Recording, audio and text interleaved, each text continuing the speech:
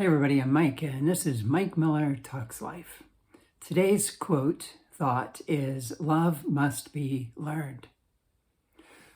We sing about love, we read about love, we want love, we seek it, we want to be in love, we pursue it, we believe in love, we fall in love like it's an accident, we fall out of love. Or we say, I don't feel I love you anymore.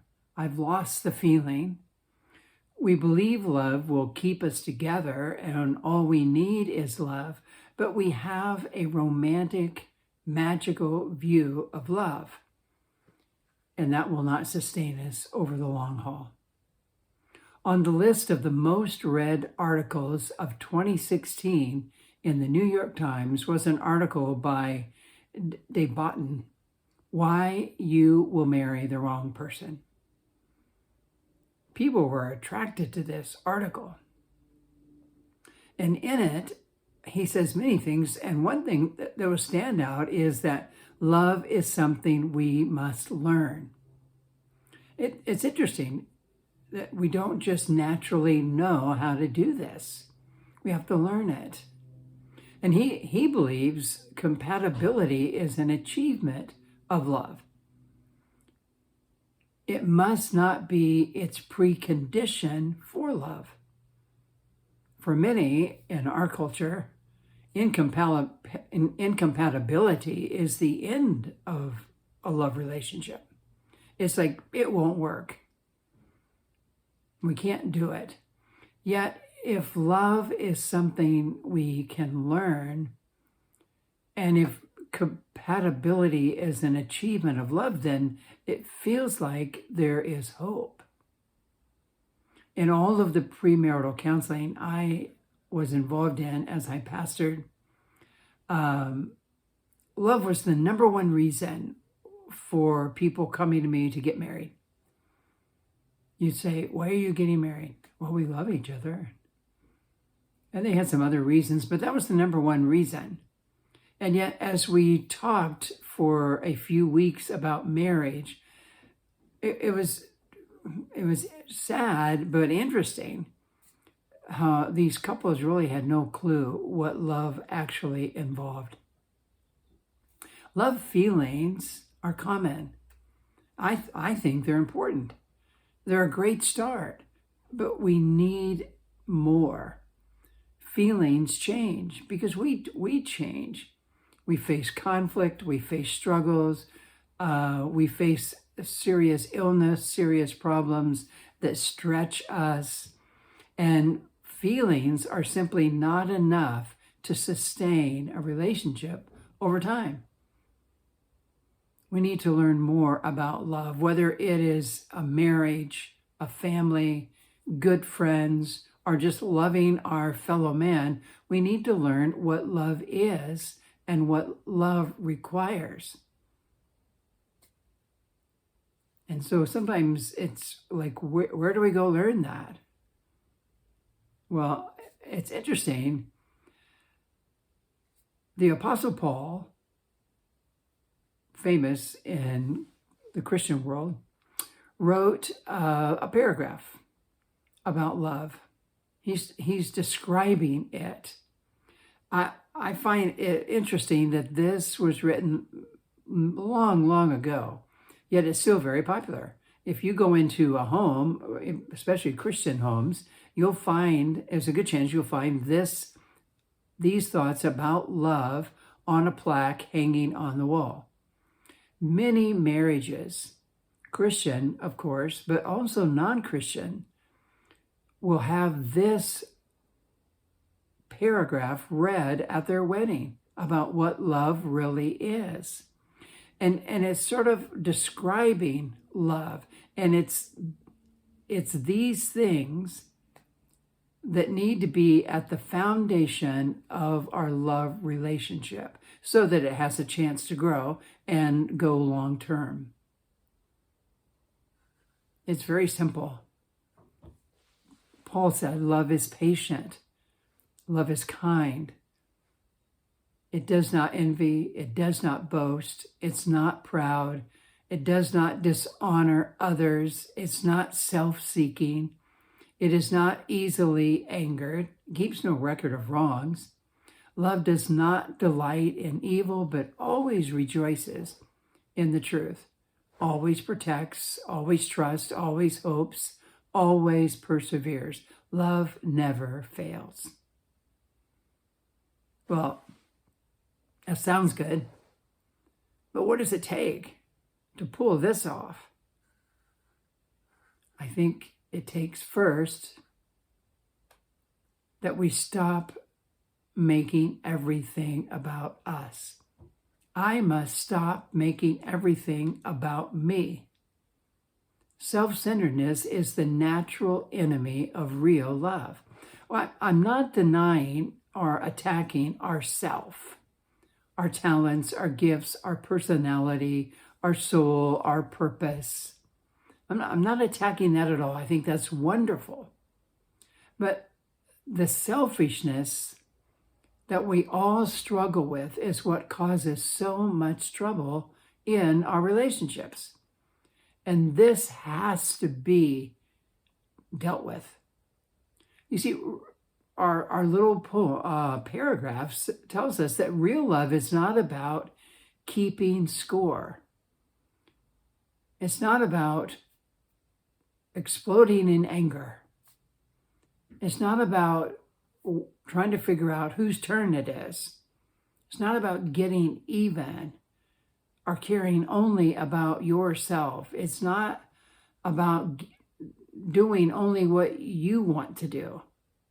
It's not about getting all of your expectations met. If everything is about you, you will not be a very good lover.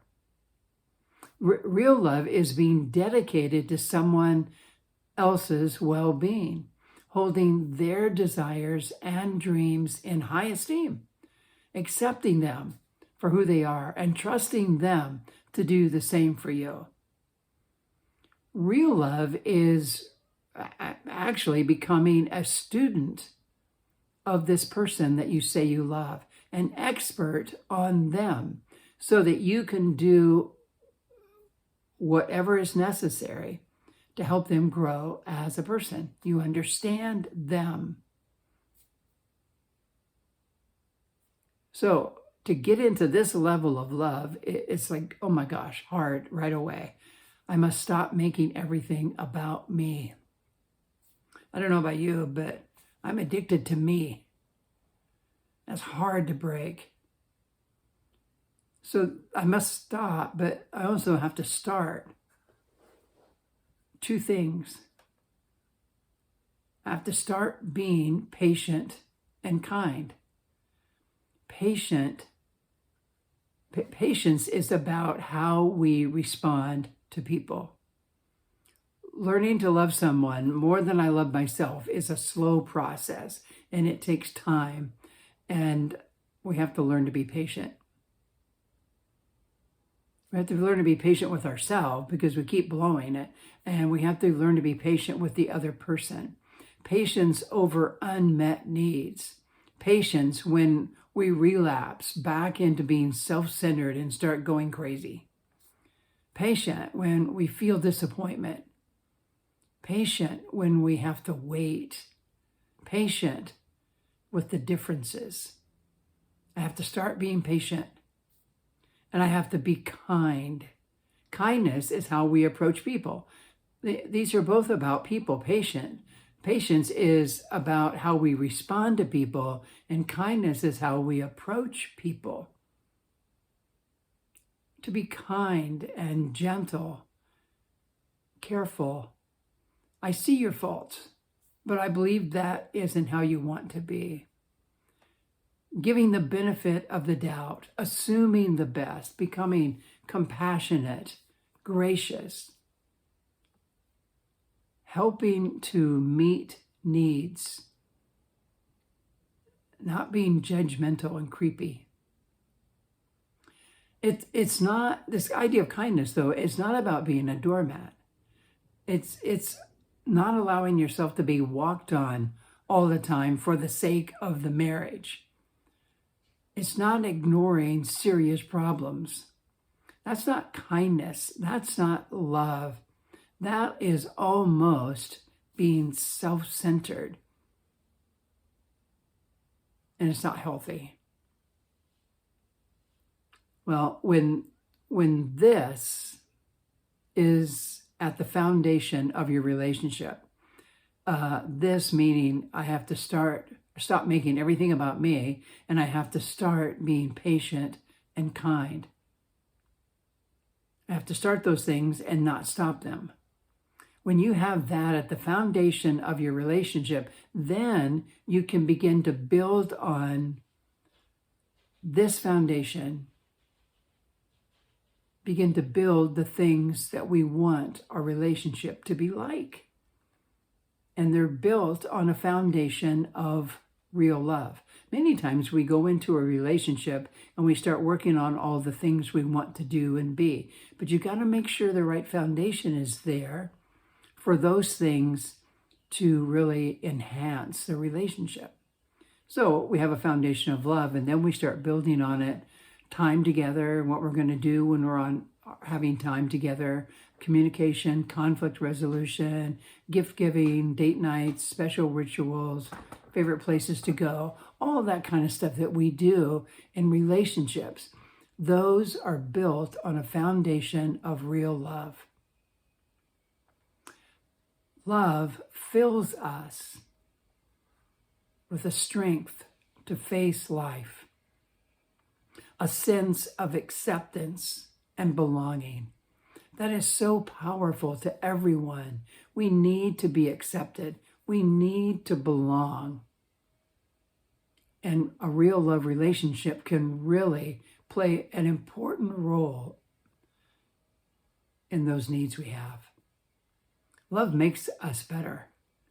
It motivates us to change and to grow. If your relationship hurts you or prevents you from becoming the best version of yourself, then it's not a love relationship. It's not healthy. And there's some work to be done. We really need love. We need it in our lives. We need it among our family and friends, and even in our world. We need love. But we really need to understand it's beyond feelings. It's something that we can learn to take those love feelings and help them blossom into healthy love relationships. It's a lot of work, but boy, the payoff is great. Hey, thanks so much for listening. I hope this is something to think about, maybe to chew on and think about your love relationships and how they're doing. Or maybe you know somebody that's kind of struggling a little bit, and maybe some of this stuff might sort of help them in some way. So feel free to share it. Feel free to click like if you like it. Then that makes me think you love me and all that feel good stuff. I really appreciate you giving your time to listen, and hopefully this is helpful. And until next time, take care of yourself.